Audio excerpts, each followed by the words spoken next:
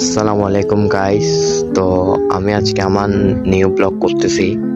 তো আমি আজকে ব্লগ যেটা করতেছি এটা হচ্ছে যে একটা শিপইয়ার্ড নিয়ে, চট্টগ্রামের যেগুলো ঐতিহ্য আর কি। চট্টগ্রামের ঐতিহ্য হচ্ছে এই শিপইয়ার্ডগুলা, যেগুলা থেকে আসলে মানুষরা দুমুঠো ভাত খেতে পারে এখানে চাকরি করে। তো আসলে এখন আমি যেটাতে দাঁড়িয়ে আছি এটা হচ্ছে আমাদের এলাকার একটা পুরাতন শিপইয়ার্ড, যেটা আগে অনেক বড় বড় জাহাজ কাটতো, এখন কিন্তু এটা সম্পূর্ণ পরিত্যক্ত, সিল করে দিছে। তো এখানে শুধু আমরা এলাকার মানুষরা আসতে পারি। তো এটার আপনারা কিন্তু অবস্থা দেখতেই পাচ্ছেন, এটা ওইদিকে কিন্তু ঠিকই আছে আগের মতন, কিন্তু এগুলা এরকম ছিল না। এখানে অনেক সুন্দর ছিল, অনেক মেশিন টিশিন ছিল। দেখেন দূরে কিছু একটু ঘরটর আছে, দেখেন এই সুন্দর গাছপালা দেখেন। কেন আমরা কিন্তু অনেক মজা করে আসি, বন্ধু বান্ধব নিয়ে আড্ডা করি। কেন আমরা চাইলে একটা টুরিস্ট স্পট বানাতেও পারি, কিন্তু আসলে কোম্পানি এগুলা বানাতে দিচ্ছে না। তো এগুলা হচ্ছে অফিস, দেখেন